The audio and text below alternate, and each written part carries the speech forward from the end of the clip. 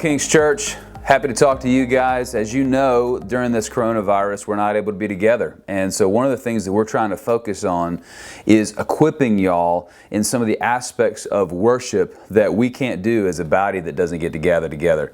And you're going to hear us say this over and over and over again about how important and how beautiful and glorious the corporate gathering of the saints is. And we can't wait to get back to that. And we are lamenting that. But in the meantime, as you've heard me say, what we're trying to focus on is the ability that we have to worship God individually.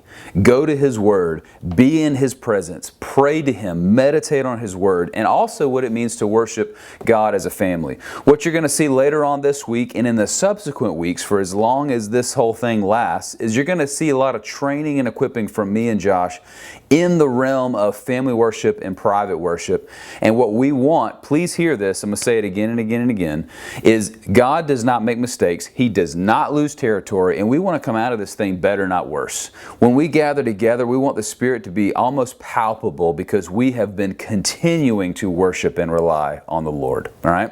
Now, today we're going to talk a little bit about private worship and what I mean by that.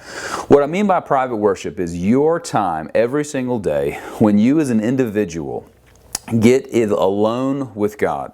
You've heard this referred to as private worship. You just heard me talk about that. You've also heard it referred to as a quiet time. Sometimes Christians refer to it like that. Honestly, kind of a lame way to describe it. But in addition to that, the way I like to call it is time alone with God. I'm going to talk a little bit more about that in a subsequent video, why I call it that and why I think it's important to think about it and frame it in that way. And what we're going to do in the subsequent videos about time alone with God is we're going to talk about what it should feel like. We're going to talk about some practical tips.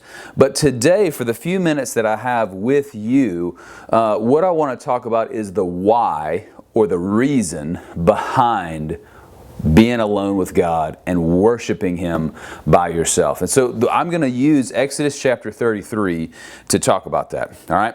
So a little bit of context before we jump into Exodus chapter 33. God has miraculously delivered His people from slavery, oppressive slavery. Okay, they have cried out to Him, God, will you please deliver us? He has done it in a miraculous way. Okay, and they are out and they are singular in the entire world, and that their God has handpicked and brought them out of slavery. Okay, and they get into the wilderness. A lot of things happen. You'll hear a little bit more about that on Sunday. But there's a tragedy in Exodus chapter 32, perhaps the greatest tragedy other than Genesis chapter 3 with original sin in all of the Bible, where God has spoken to them with His words, and then Moses goes up to get the rest of the law and to get the rules about what it means to set up the worship of God's people with the tabernacle. Again, talk about that perhaps more later. And while Moses is gone, they create an idol and they worship that idol, and they say, this calf, this golden calf, is what brought you out of Egypt. And then many commentators think that they participated in all kind of sexual immorality. And Moses gets down from the mountain. He smashes the Ten Commandments that God wrote with His finger, and God says, I'm going to wipe these people off the face of the earth. Okay? And then Moses tells the people, God's about to wipe you off the face of the earth. And then God makes this offer to Moses. All right, stay with me. I'm going to tell you why all this is applicable to private worship in just a minute, okay? This is God's offer to Moses. Listen, Moses, I'm going to wipe all these people off the face of the earth. I'm going to start over with you. Okay?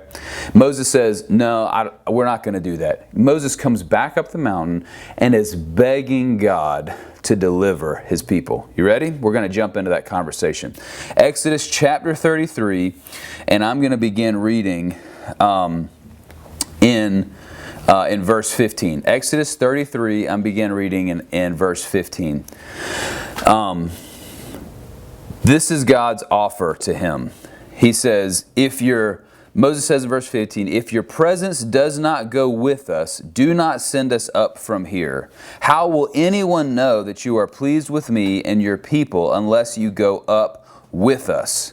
What else will distinguish me and your people from all other people on the face of the earth?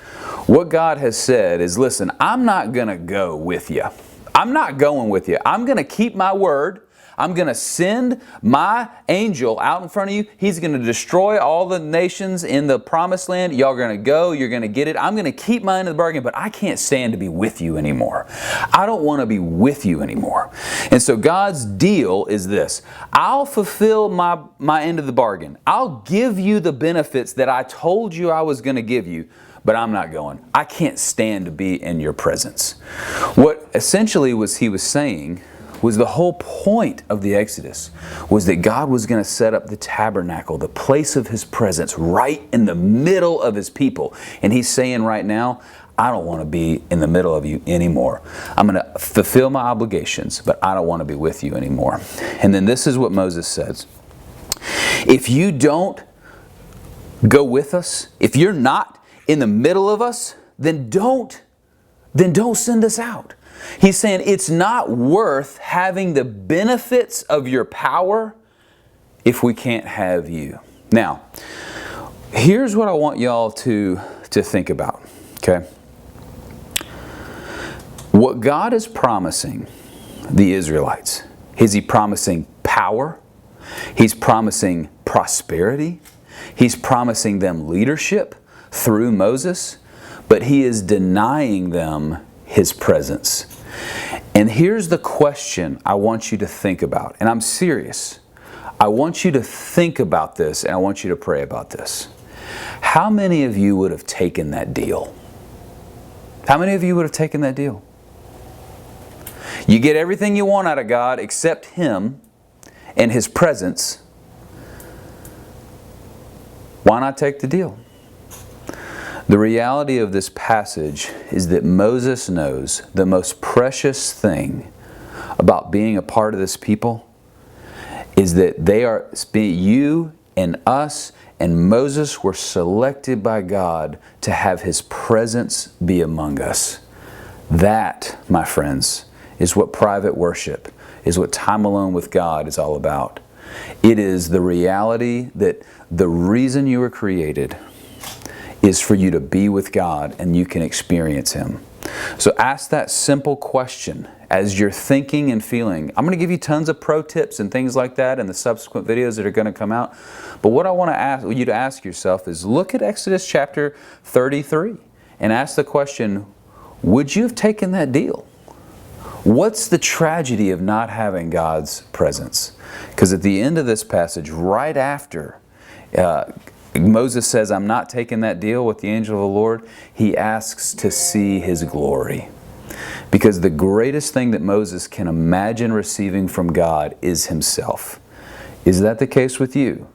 That's the why behind what it means to spend time with God every single day. We'll be in contact with you guys. We love you. If you need anything, we're here for you. I'll see you in a little while.